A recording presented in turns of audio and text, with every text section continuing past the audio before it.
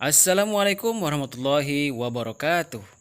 Encik-encik, tuan-tuan dan puan-puan, majelis penonton yang mulia.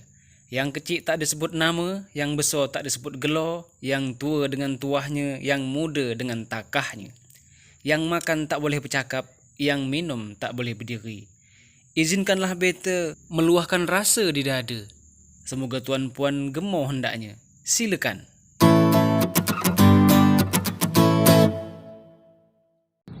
Saya sekarang ni di Bengkalis. Di Bengkalis ini ada cerita yang nak saya berikan ke kawan-kawan semua tentang saya. Dulu waktu saya masih bocah dan belajar merantau ke Bengkalis, tujuannya untuk menuntut ilmu. Kira-kira tahun 96-97 saya datang ke sini. Tujuannya adalah menuntut ilmu di Madrasah Aliyah YPPI Bengkalis. Pada waktu itu tak ada pengalaman sedikit pun merantau, apalagi zaman dulu. Dan kebetulan, bukan kebetulan ya, saya ditakdirkan jadi anak paling bungsu. Jadi anak paling bungsu itu melo dengan orang tua dan tak bisa ditinggal oleh orang tua. Setelah saya dihantar oleh orang tua saya ke Bengkalis dengan tujuan diberikan pendidikan di tingkat yang lebih tinggi, SLTA. Pada waktu itu, setelah orang tua ngantor, singkat ceritanya, setelah orang tua ngantor, balik, almarhum bapak saya meninggalkan saya di asrama YPPI Bengkalis itu. Tangis saya pun meledak. Saya melihat langkah kaki orang tua saya balik meninggalkan saya itu, saya tak sanggup sepertinya. Sebab saya tak pernah ditinggal atau ditinggal sendiri dengan orang tua bertahun-tahun. Namun begitu, saya masih hendak menguatkan diri walaupun saya tak pernah merantau. Waktu berlalu, minggu, bulan, kemudian saya dapatlah namanya di Aliyah tu zaman dulu namanya P4. P4 atau penataran sebelum memasuki pembelajaran yang sesungguhnya di tingkat SLTA. Dan di masa itu saya setiap hari hampir menangis mengenangkan orang tua di kampung. Masuk lokal, diajari oleh guru tentang P4, pengamalan Pancasila. Saya pasti tak kenang kampung aja. Sampai balik di asrama, waktu itu saya tinggal di asrama Bengkalis. Ini sampai banyak kali pindah nih Kang. Sampai di asrama, maghrib, timbul malam, air mata saya pasti nak meleleh. Saya tak kerasan tinggal di Bengkalis. Kalau siang saya nengok di jendela, saya tengok jalan, orang lalu lalang, saya pun teringat kampung dan teringat orang tua. Singkat cerita, pada akhirnya saya memutuskan diri untuk berhenti sekolah. Pada suatu hari saya nekat mempersiapkan, memasukkan baju ke tas. Ada yang paling saya ingat, ada Indomie 4 bungkus. Saya ambil 2 dan saya tinggalkan 2. Itu bekal saya untuk balik. Waktu itu saya balik pakai kapal jelita. namanya, dan tambangnya cuma 1.000 pia. 1.000 pia waktu itu tambangnya. Dan dari Bengkalis ke Bandul waktu tempuhnya kurang lebih 4-5 jam. Jadi jam 12 bergerak dari sini, jam 5 atau jam 6 baru sampai ke kampung halaman. Oke, setelah saya persiapkan itu tadi baju apa segala macamnya, dan niat saya adalah nekat untuk berhenti sekolah, dan tidak diketahui oleh kawan-kawan. Akhirnya saya melompat daripada jendela asrama. Saya melompat dari jendela asrama dengan niat supaya kawan-kawan tak nampak ketika saya balik. Dan saya balik berniat untuk tidak lagi bersekolah SMA atau SLTA atau SMA YPPI Bengkalis. Waktu itu memang saya tak ingat nak sekolah lagi, pasal saya tak biasa merantau, ditinggal oleh orang tua, apalagi saya anak bungsu, anak yang paling melo, paling manja di dalam keluarga. Maklumlah kan anak bungsu. Setelah saya sampai di rumah, orang tua saya kebetulan tak marah, pasal nama pun anak bungsu, dimanja. Saya pun melo, dan saya memang tak tahan menahan tangis ketika di rantauan. Oke, singkat cerita lagi, kalau diteruskan secara detail panjang nih, tapi saya nak menyingkat cerita. Oke, singkat cerita, saya di kampung selama 9 hari.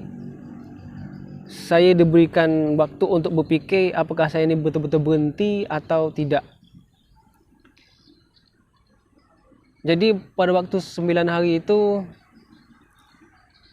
saya betul-betul, hati saya dan perasaan saya, kepala saya diisi dengan perasaan berhenti atau tidak.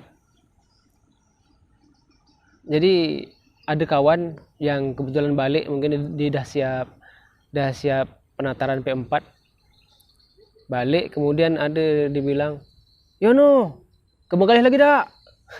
Kira-kira seperti itu. Tapi saya waktu itu memang berniat untuk memang nak berhenti sekolah. Dan setelah saya pikir lagi, akhirnya berhenti sekolah saya tak jadi. Kalau saya berhenti sekolah, mungkin saya tak jadi seperti ini. Mungkin saya akan jadi kerja kaso-kaso, maklumlah kan, tamat MTS. Paling kerja balak, kerja teki, kerja kaso-kaso lah pokoknya. Dan alhamdulillah saya ditakdirkan untuk tetap masih bisa melanjutkan sekolah. Oke, baik, kita lanjutkan. Masih ada cerita. Begitu saya memutuskan untuk kembali ke Bengkalis, masih sekolah yang sama di MA Madrasah Aliyah YPPI Bengkalis. Pada waktu itu YPPI Bengkalis punya nama yang luar biasa. Tahun 96-97 pertama saya datang. Oke, tadi ketika saya datang pertama tak kerasan balik saya tinggal di asrama. Kemudian yang pergi kedua ini saya tinggal di rumah yang berada di rumah kos yang berada di Wonosari Tengah. Oke. Setelah di Wonosari Tengah memang tidak menghilangkan perasaan saya rindu kepada orang tua dan tetap masih sedih. Tapi saya ditemani oleh kawan sekampung yang saudara juga family saya. Jadi ada sedikit menghibur. Waktu itu tak ada HP. Surat pun payah nak ngirim. Nah, pada waktu itu, waktu berlalu, saya sampai pindah berkali-kali. Sampai 8 kali pindah kos. Bukan karena tak kerasan. Tapi begitu saya datang kedua, pindah di Wonosari Tengah. Kemudian saya sedikit demi sedikit, perlahan-lahan saya kerasan. Dan akhirnya saya berpindah-pindah rumah sebanyak 8 kali.